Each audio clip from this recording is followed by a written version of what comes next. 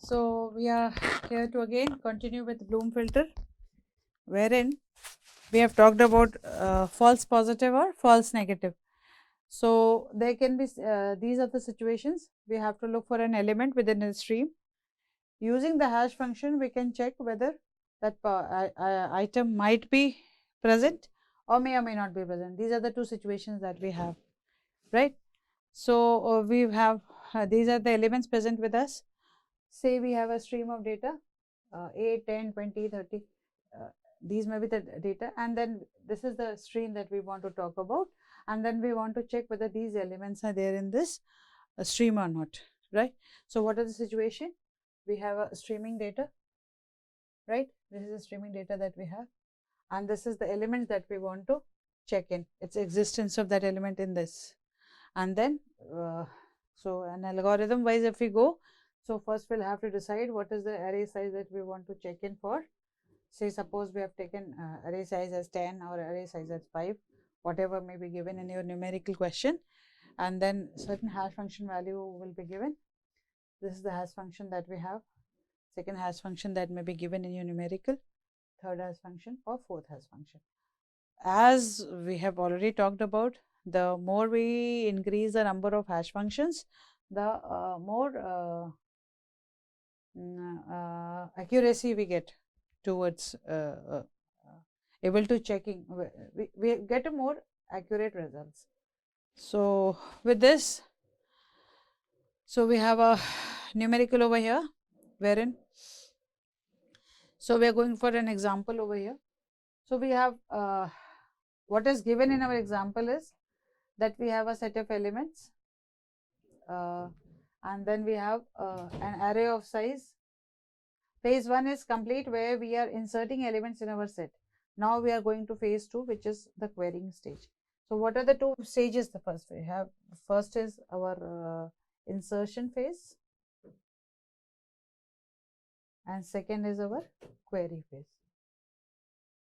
So within this numerical, we will be given what size of the array that we have to start with. So in a given question, we have m is equal to 5, means size of array that we have is 5. So what is the size of array is 5 means 1, 2, 3, 4 and 5, right? Initially all these elements are 0. Then we have been given hash function as this one. One hash function is x mod 5, and another hash function that has been given in our question is 2x plus 3 mod 5. So how do we go about it? X mod 5 and 2x plus 3 mod 5. So what are the elements that we have? Is this one. Where is the element? Suppose initially we want to insert the element that has been given for insertion is 9, and as in this case it's 9 and 11, right? The numerical says we have an array of size m5, where no doubt all the elements are 0 initially. Then we have to insert two elements, 9 and 11. How do we do that? We use the hash function to see where we can insert that element. So hash function is h1 x mod 5. X means 9. So 9 mod 5. So 9 mod 5 gives us 4. So we have 4 over here. The second hash function is 2x plus 3 mod 5. So what is 2x plus 3? 2 into 9 plus 3 mod 5, right? So 2x means 18 plus 3, 21 divided by 5 gives us 1, right? How do we find the mod? 21 divided by 5, 20. This mod is this value. Remember, remainder we know that mod is the remainder part. So remainder is 1. In which case, in the case when we want to insert 9 using the hash function, this one. So what we have done, let me recap. First, we have to see within a numerical that what is the array value of the array that has been given. Then we have to see what is the hash function that has been given, and then we have to see what are the values that needs to be inserted. These all will be given. What are the values that you need to insert, and what are the values that you want to make query on. Insertion and query are the two phases that I've already talked about. First we insert the element in the array, and then we query whether a certain element is present or not.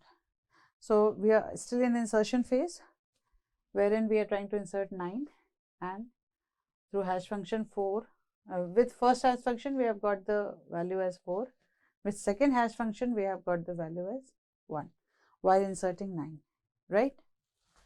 So what do we do? So wherever there is, we go to the location 1 and 4.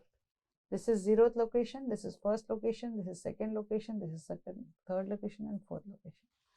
So 0, what we got? 4 and 1. 4 and 1 means at the 4th position where it was 0 initially will now be 1, and at first position where it was 0 initially will now be 1, right? I have written 0 outside just to make you understand.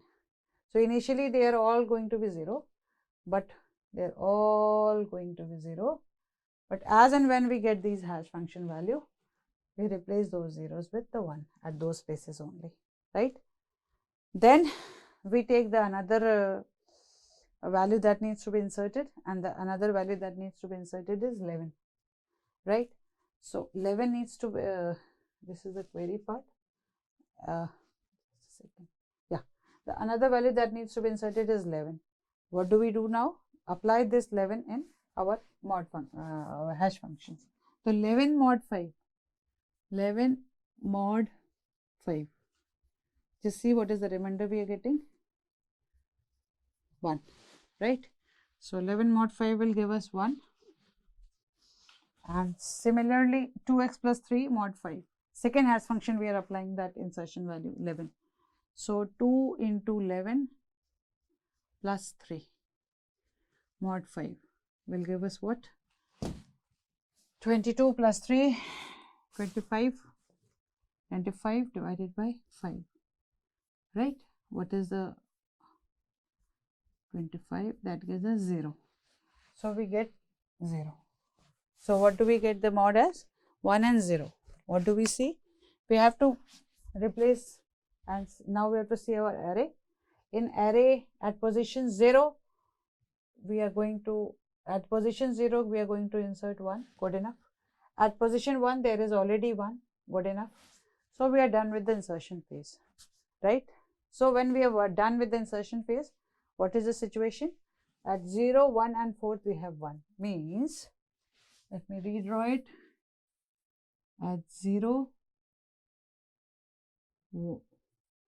1, 2, 3 and 4. So at this position, sorry, at this position we had 1, at this position we had 1, at this position, at 0, at 1 and 4th position we had 1. Rest are still 0. So our insertion phase is done. Now we are going to do with the query phase. Now we have to query whether this 15 is there in the streaming data or not, or 16 is there in the streaming data or not. So how do we do that? We again replace, we again apply these 15 and this 16 in that hash function.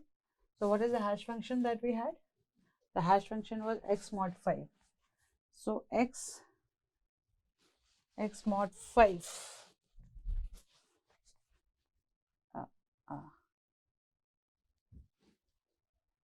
x mod 5 and 2x plus 3 mod 5.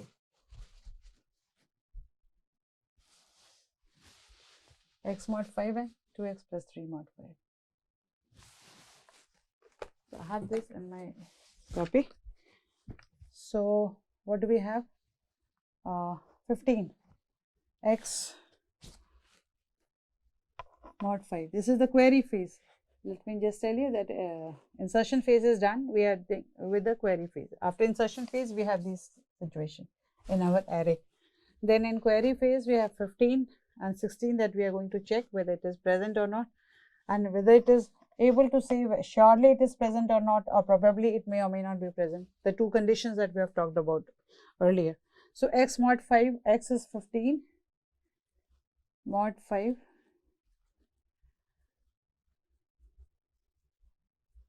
that gives us mod as 0. So we get the mod as 0. Again, our next hash function was 2x plus 3 mod 5. So 15, 2 into x, that is 30, 33 mod 5.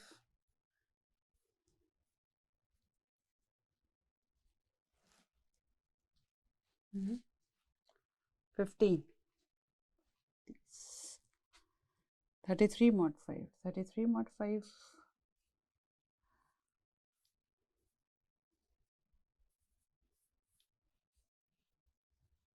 This is giving us 3.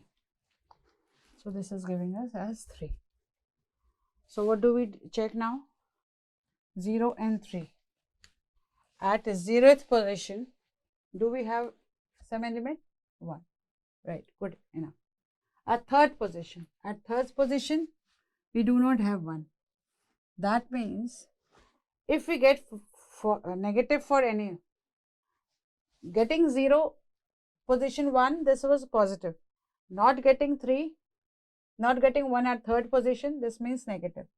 So getting even 1 negative, 1 as a wrong negative, then it indicates that surely it is not present. Surely that 15 is not present in this data string. That is one we have done. Okay. So we started with insertion and then querying whether 15 or 16 is there or not. 16 is yet to check. I have checked for 15. 15 we have put those values in the mod function and saw that for one of the value it was true, it was positive, but for another value, that this one, third, when we got third, it got false. So that is that means even if one of the value is negative, that is it's not matching, then that is the case of that value 15 is, we are sure that the 15 is not present in that stream. Okay, that is called negative. We are talking if one of them is, either one of them is 0, means surely that element is not present. Good enough. That was for 15. Let us see for 16 now. How do we go about it? For 16, we put those values in our hash function, x mod 5, right? 16 mod 5 gives us 16 mod 5 gives us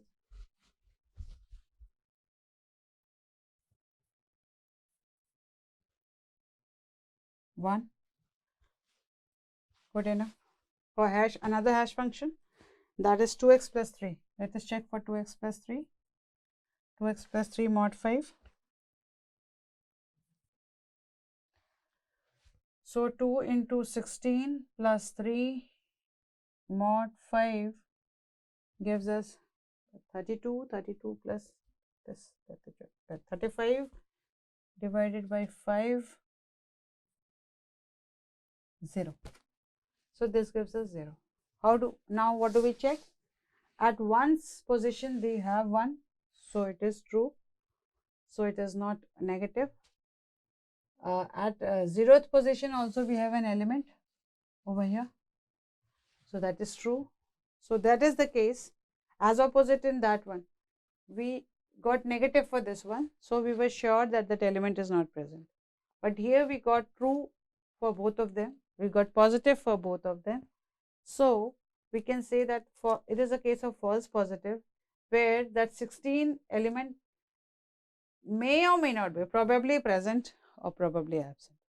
Here we are sure that that element is not present, right? That is the case of negative. And when it is positive, then we say that it is that the case when we can say that the element may or may not be positive, may or may not be present. Here we are sure that the element is not present. Here we are sure that the element may or may not be present. That is the situation. So this is the case of Bloom filtering. This is how we go about doing Bloom filtering. right? So let me summarize. Second topic is estimating moments, but before that I want to summarize this, and I want to summarize it this way. What are the summary? There are two phases. What is insertion phase? Let me summarize the Bloom's filter. Insertion, and there is insertion and there is query, right? We do insertion based on the given in the given question. We will have an array of size n, as in this case we had 5, right? We have array of size 5, 2, 3, 4, 0, 1, 2, 3, 4. Then initially all the elements are 0 in this array. Then during insertion phase, as per the hash function, we check whether the element that is being inserted. How would we insert the element in insertion phase? How do we insert the element? The element which needs to be inserted is given in the query. The elements in our question, the elements which needs to be questioned, means which has to be searched, is also given in our question. These two things are given in a question only. So we insert as per the hash function, that is also given in our question. We insert those elements in this array. That first phase is complete. Then we have a query phase. For query phase also 2, 3 or 4, how many values may be given, and for either of, then we pick up individual query values, put in the hash function and check if it is true or false. When we call it true, when that hash functions mod value is matching over here and it is there in the element, if it is true. And if either with all the hash function out of all the hash function, even if one is false, then we call it as a surely that element is not present, right? And even if, and in the other queries, if we find that those elements are already present in the array, then we say that it is a case of false positive, where the element may or may not be present. This is the whole summary of our Bloom filtering. Let's move towards the next topic, and that is estimating moments. So what was the purpose of Bloom filtering? So the purpose of Bloom filtering was altogether trying to find out whether that element is present, given element is present in the given stream or not. So if we are looking for certain specific email IDs within a stream, or we are looking for certain elements, maybe a specific type of products in the given stream of products that we have. So that is Bloom filtering is one of the way of doing that. Second is estimating moments. What do we try to do in estimating moment? In statistics, the method of moment is a method of estimation of population parameters. What does it say? It's trying to conclude the Bloom filtering, but after that we will go towards finding moments. But let me just summarize Bloom filter. It is a probabilistic data structure that is based on hashing function, and it is extremely space efficient, and it is typically used to add elements to a set and test if an element is there in the set or not. Though the elements themselves are not added to a set, instead a hash of the element is added to the set. Whole element is not added. We have seen that through hashing function we are just making one element as one, as its presence, showing its presence. So with its hash function we are handling. We all know that hash function is a more efficient method of storing with the indexes and all. So when testing, if an element is in Bloom filter, false positives are possible. It will either say that the element is definitely not in the set, or it is possible that the element is in the set. The Bloom filter is very much like a hash table, in that it will use a hash function to map a key to the bucket. However, it will not store the key in the bucket. It will simply mark it as filled. So many keys might map to same filled bucket, creating false positive. We have seen that there can be a case of false positive happening, as we saw in this case when we're talking about inserting and checking for 15 and 16. 16 was the case of false positive only. Then third, let's move towards counting distinct elements. This kind of processing we might want to do on streaming is count distinct element, and Flageolet-Martin algorithm is responsible for that. How do we go about finding distinct element? Counting distinct element in stream, in this section we look at the third simple kind of processing we might want. What do we want? We are trying to find the distinct elements. The step 1, apply hash function on the input stream. Step 2, convert the result in its binary equivalent. Then we count the number of trailing zeros. These are the steps involved in Flageolet-Martin algorithm. What? We are given the hash function and we are given the elements, then which needs to be checked. So apply hash function on the input stream is the first step. Then convert the result in its binary equivalent. We'll do this numerical as of in the next coming slides. Then counting the number of trailing zeros. Trailing zeros means the zeros in the extreme right, extreme LSB. This is LSB and this is MSB. Least significant bit and most significant bit. Those element in the extreme LSBs. Then counting the maximum number of trailing zero is R, represented by R. And then 2 to the power R is the number of distinct elements. How do we find capital R?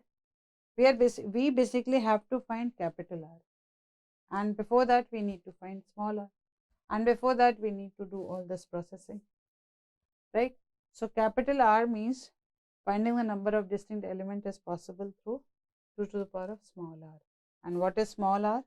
Maximum number of trailing zeros in R, that we will study. We will see in the next numerical we will do that. So Flageolet-Martin algorithm approaches the number of unique objects in a stream or a database in one pass.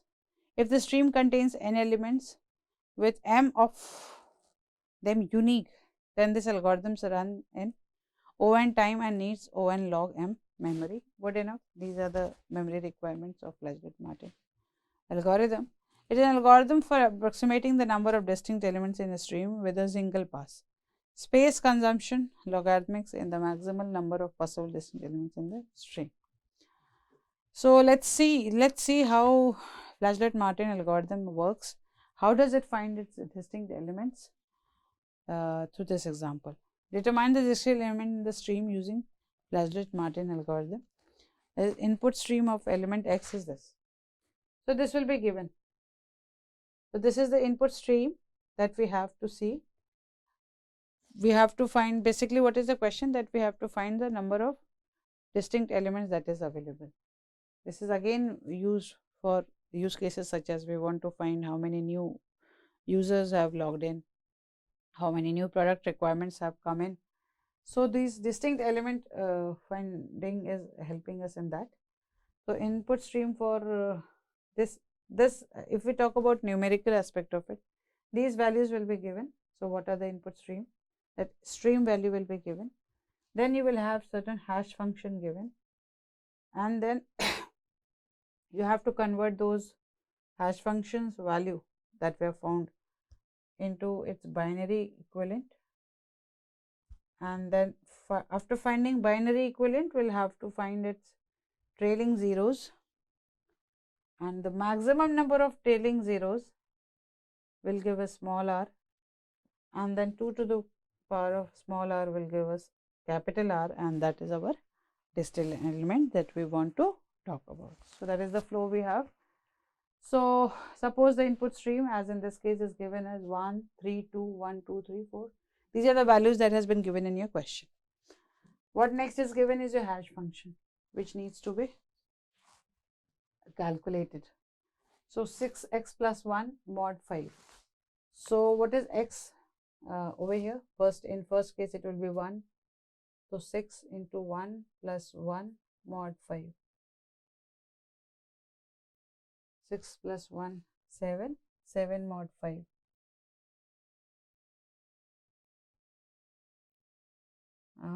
Five ones are 5, that is give us 2, this 2. So hash function value for this is 2. Similarly, we have to find all the streams, all the data. So 6 into 3 plus 1 mod 5, then 6 into 2, this 2, plus 1 mod 5. So we have to apply all these values in our stream, in our hash function, and find certain values. Similarly, calculate the hash function for the complete stream. This stream will be given in your numerical. This hash function will be given in your numerical. You have to apply those hash function on those each elements of the stream and get its value. Something like this, as we have done over here in our next slide. So this was the function that we had, 6x plus 1 mod 5. So this was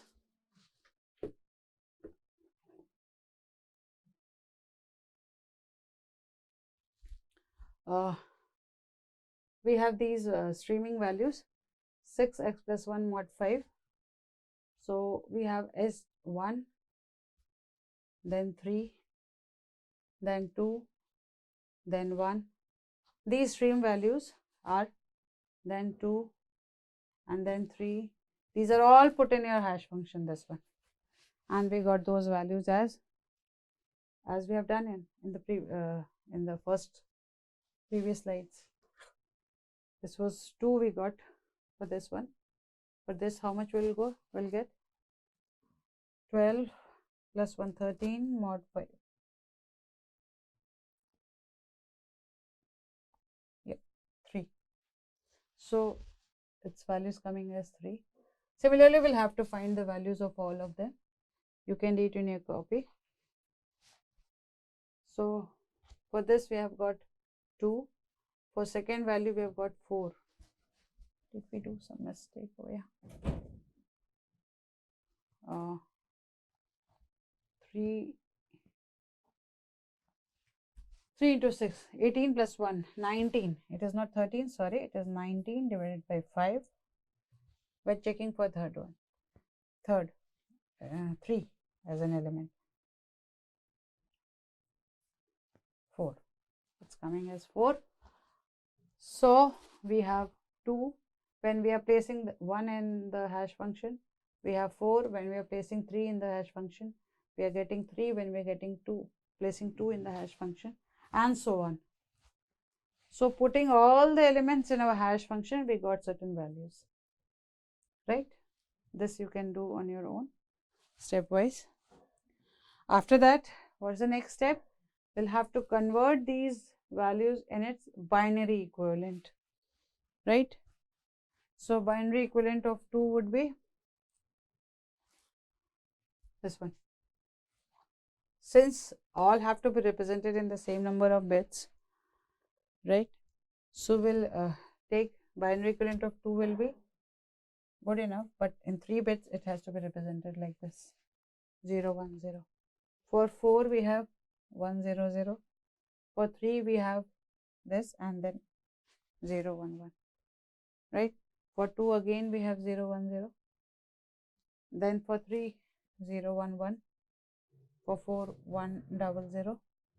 Similarly for this one, wherein we have kept this value in our hash function, we got 0, and then representing that 0 in 3 bit will give us all 0, and putting this 3 in this hash function, this one gives us 4, that gives us value 1 0 0, and so forth, and so on and so forth, right? So what are we doing?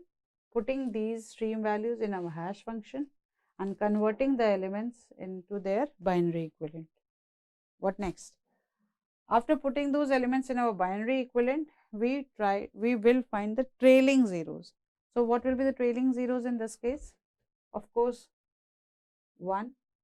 For this, trailing 0 will be 2. Why? Because in extreme LSBs, what all zeros are there? Even so, in extreme LSB, there is only 1 0, and after that we have got 1. In extreme LSB, we have got 2 zeros, so that is 2. In this case, we have 0, trailing 0. In this case, we have 1 trailing 0. In this case, we can see we have 0 trailing 0. In this case, we have 2 trailing zeros. In this case, we have how many trailing zeros? All are zeros, right? 2, 1, 0, 2, 1. Yes, In this case, since all are zeros, none of them are trailing, all are there, right? So 0. So these are the number of trailing zeros. What is the 0 and this is 1, right? So what is the maximum number of trailing zeros that we have got? Is r. R is 2. So we have to find capital R, and that is 2 to the power of small r, and that is 2 to the power of 2, and that is r is power of 2, that is 4. So the number of distinct element that we were looking for is 4. This is how it has been discussed. The number of distinct, r is 2, distinct value of r is 2 to the power of r, 2 to the power of r is 4, and the number of distinct element is 4. And we can see that number of distinct element is in 4 only. This we can see, but we actually in system we cannot see this in streaming data. So we have this numerical meant for that. So that is the end of my flageolet Martin algorithm. We'll discuss with another example of flageolet Martin algorithm and then certain standing queries in our next classes. That is all for now. Thank you.